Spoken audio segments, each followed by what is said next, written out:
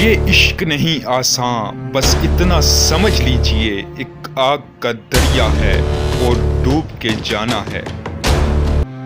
जब शाहिर ने इस शेर को तहरीर किया होगा तो उसने सोचा भी ना होगा कि 2020-21 के आते आते लब जहाद का मतलब आग का दरिया और डूब के जाना का मतलब कानून के दाव पेच।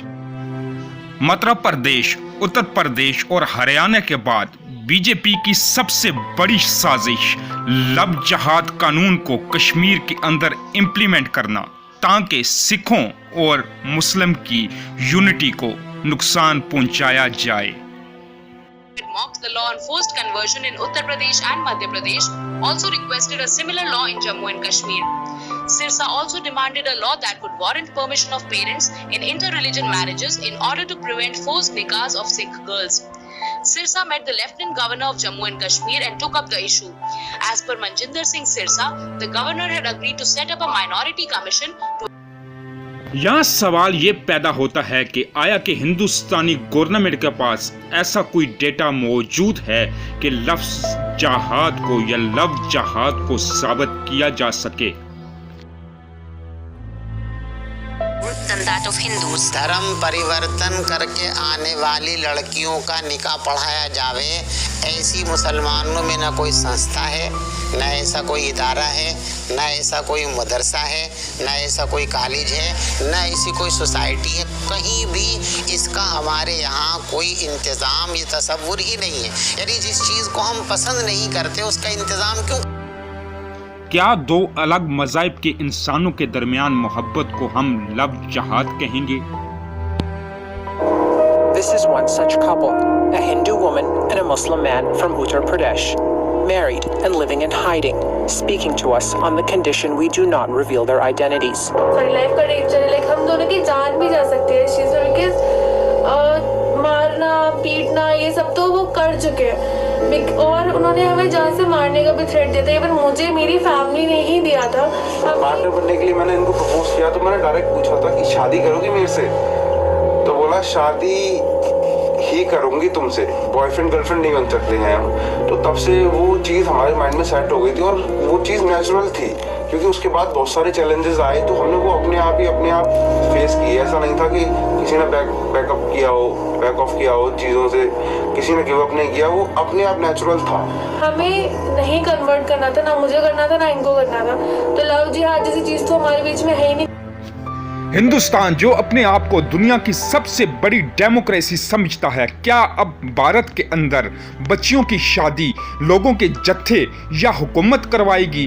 क्या हिंदुस्तान जो अपने आप को सेकुलर टॉप का सेकुलर कहता है, वहां पर क्या औरत की आज़ादी नहीं छोड़ी गई? जिहाद तो सख्ती से रोकने का कार्य करें।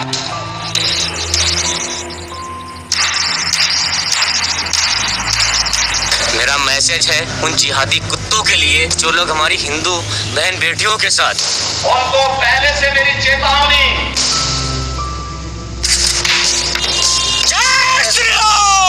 चोरी छुपे, नाम छुपा करके, स्वरूप छुपा करके जो लोग महान बेटियों की इज्जत के साथ खिलवाड़ करते हैं,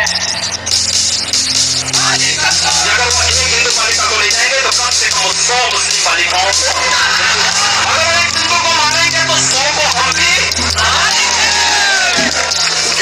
सारा घर बहुत परेशान।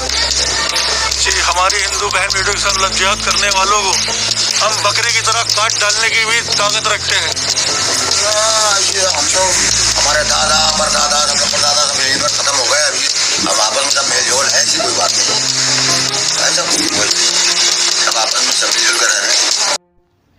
अब तक हिंदुस्तान की हुकूमत, एजेंसीज और अदलिया ने कोई भी लव जहाद का केस साबित नहीं किया। अब करेला की हादिया का ही मामला ले लीजिए। 2018 में सुप्रीम कोर्ट ने हादिया केस में जबरन मजहब तब्दील करने कोई सबूत नहीं पाया।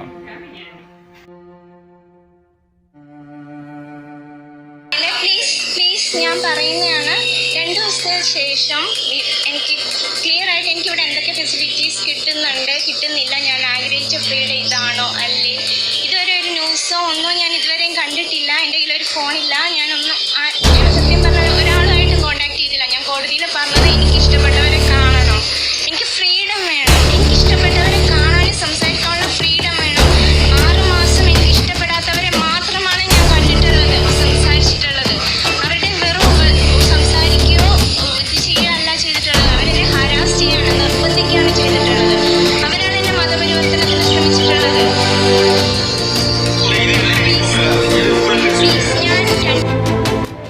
पाकिस्तान के अंदर सिख लड़की और हादगा जैसे आपको सैकड़ों हिसाब से केसेस मिलेंगे जहां पर बीजेपी सिसरा जैसे आरएसएस के एजेंट को इस्तेमाल करके अपने मकासद को पूरा करने में कामयाबी हासिल करती है।